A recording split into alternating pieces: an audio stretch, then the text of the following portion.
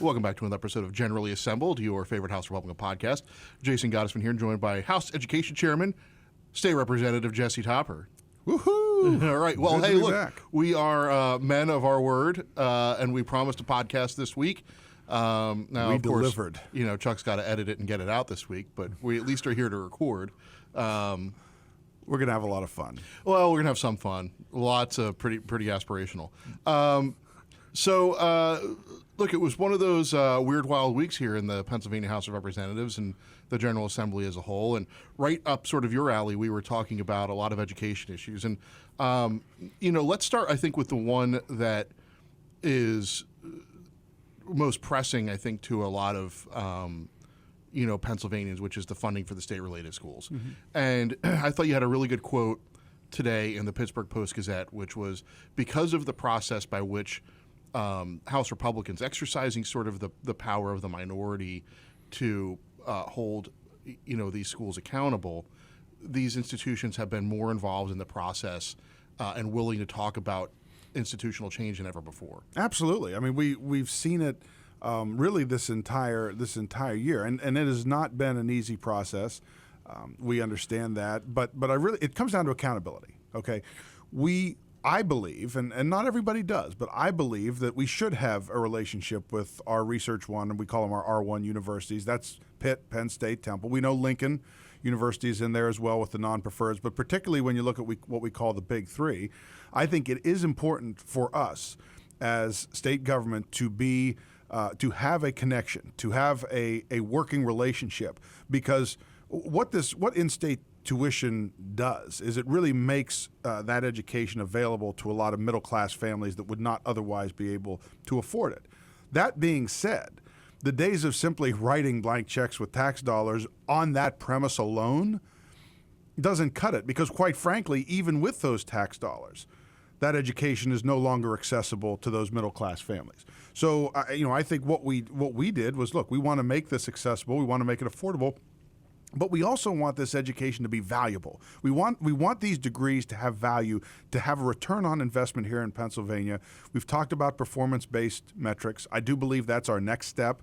But in the meantime, having the accountability, making those universities now part of the right-to-know law in ways that they never were before. But more importantly, I think just building that relationship, because that wasn't something that had to be kind of forced down their throats this time. They were in support of the bill. The governor is in support of the bill. I believe he's going to sign it. He said he was going to sign it with the funding for the non-preferreds. So my point is, because we've come together, we've been able to get some good change done. But I think, as with anything else, the only reason change happens is when one group stands up and says, we're not going to do it the way we've always done it before. And that was the House Republicans. Yeah, and that's absolutely right. And I think, the final product that is now going to the governor's office, governor's desk, has, there's two separate components. One, there's the right-to-know law component, which you mentioned, which provides that increased transparency and accountability that our caucus has been talking about for a long time. But the funding component itself, we originally sent back over to the Senate, and I say we, I mean more you, the elected members of the House. The ones who have to push the red and green button. Yes, and the ones that have to stand accountable to the voters every 2 years. But a bill was sent back over that included the increase, but included a tuition freeze for the coming school year. The one that eventually is now going to become law had the tuition freeze taken away, but it provided flat funding for the current school year. So, there's more than one way to help taxpayers in this situation. I think it was one of those things where it was, through these efforts, our caucus was able to get a lot of the things that we've talked about, while being responsive to the understanding that these institutions are massive. They have huge budgets, huge faculty, huge staff, and the taxpayers need to be respected in that process. And as the well. University of Pittsburgh and Penn State both did freeze this year's tuition for branch campuses. Yep. Lincoln has frozen it. The way Lincoln has done it, which I actually think is a good model, what you come in as a freshman is what you're going to pay. Right. So yes, they might have to adjust moving forward tuition, but it's for incoming students. So you don't have that sticker shock in year 2 and 3. So there's more than the old saying, there's more than one ways to skin a cat, which I'm not exactly sure where that saying came from, because who skins a cat? But anyway, I'll use it for this particular example. Was it everything everyone wanted? It never is. In divided government, it never is. But again, I think the big takeaway from this year's process is that everyone was engaged. For the first time, House Democrats, House Republicans, Senate Democrats, Senate Republicans, and the universities all said, we can't do it the way we've always done it. There has to be change. And getting to that point of recognition, to me, was a big win on a very important issue. And quite frankly, it's good to celebrate something like that right now, because we haven't had a lot of wins. And unfortunately, as we move to the next part of our conversation regarding this year's budget, with the school code bills that kind of became a fiasco this week, we haven't seen that. So we'll take the win where we can get it and hopefully continue to build on it moving forward. Yeah, and as one chapter of this budget process closes with the state-related, another one remains woefully open, and that is the overall school code bill. Now look, I think a school code doesn't need to get done to complete the budget process, but it has become tied up with some of the funding for less advantaged and rural and inner city schools that everybody wants, along with some other legislative priorities that do get tied up into these omnibus code bills that happen as part of the budget process. So, and that's where things kind of went off the rails a little bit this week, was a mismatching of priorities on some of that extra funding and extra spending. You have Level Up on one hand, and then you have EITC and OSTC on the other to help, not only, children looking or families looking to make a school choice option, but also public schools and higher education. And I think we made that point, that these, and for those who aren't in the weeds, the EITC, the Educational Improvement Tax Credit, and the OSTC, the Opportunity Scholarship Tax Credit, these I just like the acronyms. I know, because you sound so smart when you say them. Yeah. As smart as possible. Well, I have to sound smart because I'm not good looking. But we are on video, by the way. Have we? I know. Before we get into this, I would like to know, has anyone reached out and said that they really enjoy seeing us more than just hearing us? Has there been nobody's sent any kind of emails or...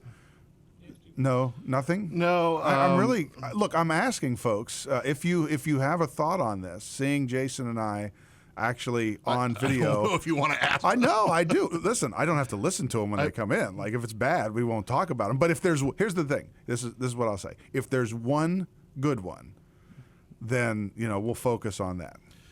Hey, do you like to not just hear our melodious voices talk politics and nerd out on policy and sometimes golf and pop culture, but do you also like to see it? I just want to know what do our fans think? So anyway, I'll just throw that out there. We'll see if we get a response. Generally assembled at PAHouseGOP.com. Yes, absolutely. Or you can just shout at me on Twitter like people want to do. Yeah, perfect. So there you go. There's your option to kind of see how our fans. I call them our fans, because I really feel like I need to do that for my own self-esteem right now. Well, I don't care why they're listening as long as they're listening. Right. As a matter of fact, I really hope more people are listening out of hate than out of love. No, see, what? It's the Howard Stern approach. Yep. One person I've never been compared to ever. But no, I want that feeling of, that we have fans out there. I just need to do that. Anyway, so with those tax credit programs, which, like you said, they're used for school choice options. But they're also used, I'll give you an example. So there's a foundation that supports my local community college back home, Allegheny College in Maryland, which is, even though it's a Maryland school, they have a community college campus in Bedford County. And they have a foundation. That foundation can receive EITC dollars. And with those EITC dollars, they're able to provide high school students the opportunity to take those college courses for free. Mm-hmm. It's expanding those educational opportunities for a public institution. Then you look at a group that I had in my office this week, which does after-school tutoring, which not only they work with institutions of higher education as well as local public high schools to combine their teachers in training, prospective teachers, with kids who need tutoring services. All public schools, involved here, except for some of the higher ed institutions, and they use EITC dollars. So my point is, it's not just about private school, although that's an option. There are also public school dollars with public school students being used. And here we are talking about not having enough money in public education. And the one thing we're going to strip out of a school code is access to those dollars. It doesn't make any sense, especially since those programs have been supported by Democrat and Republican governors. That school code bill, and I know school code, when you hear code bills, the bottom line is all of those policies within that one bill passed the state Senate 45-5. That's a lot of Democrat support as well. This was a bipartisan approach, and for some reason, when it got back to the House, we weren't able to get it done. That's what frustrates people right now in government. It's not that we don't have a path forward. It's that sometimes when we have the path forward, we don't take it. We don't walk on it. Yeah, it's because it's the new motto here is it's not government, it's gamesmanship, and people want to play games in order to exercise power. And a lot of times that means that policy gets done very poorly and very slowly, if at all. But when and there's a certain element of strategy. It's why when people say, "Oh, run government like a business," well, it's not a business. Sure. There's a certain environment around politics and public service and legislation, and I understand all that. I've been around it, most of my life. But on the other hand, when you start using students as leverage in education policy, it gets really, really ugly. And I feel like that's where we've had. That's why this budget, even though a lot of the issues have been surrounding education, I feel like that's why it's gotten off the rails a little bit, is because we've lost sight of the number one group that education is really all about, and that's our students. Well, yeah, and look, there is, I think, a distinction to be made here because, some of the Democrats this week wanted to say, well, yes, maybe that you're accusing us of leveraging students here, but you leverage them on the state related. And I think that there's such a big difference there. One is that when you're talking about university spending and state related, you're talking about people who inherently had a choice. They had an education choice. It's something they ended up doing. The decision was theirs. They made it freely. And do we have a responsibility to them and schools, especially in-state students? Absolutely. And we weren't leveraging students. We were trying to make it more affordable for more students to be able to attend. And yes. I think that's also the fundamental difference. We were not shutting off the ability to go to school. Correct. We were saying, universities, you need to make it more accessible and affordable to go to school. That's completely different than shutting off those dollars. And so, I get the kind of the gamesmanship of it, but we're talking apples and oranges. Oh, and by the way, at the end of the day, the university funding passed. It did. And the money for these students has not. Right. And that's the problem. And these younger students are required to go to school by law. They're required to be there. And, right now it's how do we help improve the education of people who need to be in school?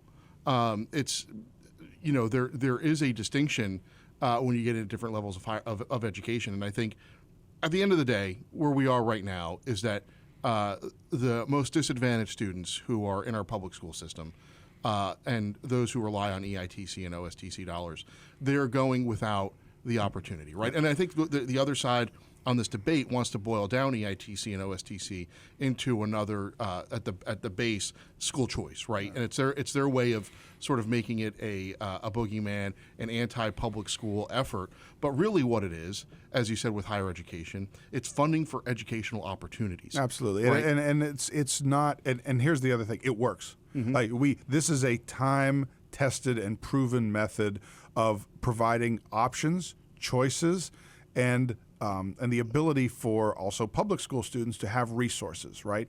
And once again, we have failed really in our mission on something. And look, there are so many other issues in that school code that need resolved. The Act 91 extension, which makes it easier for our public schools to find substitute teachers, use more people within the building other than certified teachers. Yeah, which we it's a need Jim right now. Struzzi bill, right? The Jim Struzzi bill. It also had one of the priorities for the other side of the aisle, which was the Free-Lawton bill, which provided stipends to student teachers. It wasn't in any way. It was not in any way a partisan bill, but it got caught up in partisan politics.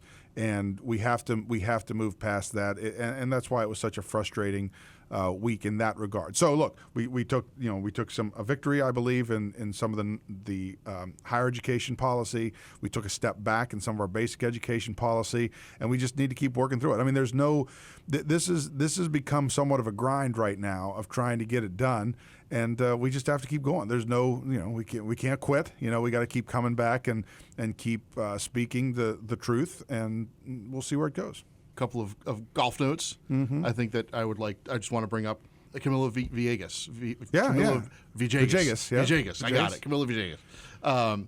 Winning in Bermuda this last week. What a story. It was fantastic. Yeah, and he came in second place the week before. And of course, Eric Von Rooyen, who won, the friend of his who had cancer that he was so emotional about, actually ended up dying on Saturday. Yeah. So he was able to make it home in time. And again, we talk about sports, but golf is different. Golf, you can be in the wilderness for so long. You can lose your game, you can lose your swing, and then it can come back the older you get. Look, football, what do they say? The average lifespan of a running back in the NFL is 4.5 years. I mean, that's when their career lifespan is not over. everybody's Tom Brady. That's right. I mean, in fact, nobody's Tom Brady. Yeah. And golf, you get these great, I call them the feel-good stories, and you look for those. I mean, look, I'm a feel-good story kind of guy. I don't know. I guess if we had a segment called Things That You Probably Don't Know About Jesse Topper, which, by the way, sounds like a great. That does sound like a great segment. Chuck is really excited here. But I'm a big fan of Hallmark Christmas movies. And we are now entering that season where, because look, I know they're cheesy. They're not real, they're cheesy. Well, no kidding. If I want to see real, I live real, right? Right. I lived real this week. Like, I'm ready. So when we get ready for Thanksgiving, which we're going to break here for the holidays, there's going to be decorating. I love Christmas decorations, and we're going to be putting on Hallmark, and I'm going to kind of use that as my way to have our feel-good stories every day. Well, I got into something kind of interesting when I was at the car dealership on Friday. They had Kitchen Nightmares on, but it was the old episodes. And, I've watched Kitchen Nightmares here or there, and of course Gordon Ramsay is very engaging. Oh, fantastic. But I was like, my God, why do I not watch this show all the time? It follows a whole. It's supposed to be a feel-good show, right? Because you start off with a restaurant in trouble. Gordon Ramsay comes in, tells everybody they're idiots and terrible at their job, but I'm going to help you. And then he comes in and fixes the whole restaurant and leaves them on their way. And they're like, "You have everything you need now to be a success. If this fails, that's your problem. But you should be doing really, really well." He's such an uplift. At the end, he's such an uplifting guy. You can do it. This is your family's job. This is your investment. You want to pass this on to your kid. I have faith in you. You can. And I'm like, you go from basically him scraping grease off the top of an oven and shut it down, get all the customers out of here, to this is an amazing restaurant. It's great. It's very Republican, isn't it? Like, you can do this. Personal accountability. Speaking of shows, we'll wrap up. Not sure if you watched it. I'm not a soccer guy, but I kept hearing about this Ted Lasso show. Oh yeah, huge Ted Lasso fan. I really, really like it. Yeah, really, really enjoy it. How far are you into it? I'm actually only two episodes, and I'll be done with all 3 seasons. But once again, it's uplifting. Like it's so. I want to be. When I'm entertained, when I'm watching a movie, when I'm not a guy. I don't do horror flicks. I just don't like any of the Scream stuff. Yeah. I want to be uplifted. Yeah. That is my goal these days with entertainment. I don't care if it's real. I don't care. I want to be uplifted, and that's where I'm at right now in my life. And so I look for those kind. Ted Lasso, I thought very uplifting. While you're on Apple TV, For All Mankind. It's an alternate history of if the Russians beat us to the moon, but it's a really, really good show. Season 4 just came out. It's almost mindless. If you're sort of like a history buff and a space fan like I am, I'm not nearly as smart enough to call myself a space buff, but I find it to be very interesting. It's something that I'll always stop and watch. All right, so here's what we're asking for our fans. What is your uplifting kind of form of entertainment? We'll have that if any of our fans want to get to us. And then as we're coming into Thanksgiving, favorite Thanksgiving dish. Yeah, we're going to go. And then we'll kind of review that when we come back in December. And I think we'll talk more about food when we're back, because we're right in the middle of the holidays. Right. All right, well, everybody, that's generally assembled for this week. You can find us where all of your favorite podcasts are found. www.pahousegop.com/mypodcasts. Also available on a number of podcast platforms, Apple and Spotify, and something else Chuck's telling me. Oh, that's right, the YouTubes. Anyway, that's generally assembled for this week. We hope you join us next for next podcast. We might have an interim one. Who knows? We'll see what's going on, but definitely back in December. Anyway, on behalf of Representative Jesse Topper, I'm Jason Gottesman, and we will see you all very soon.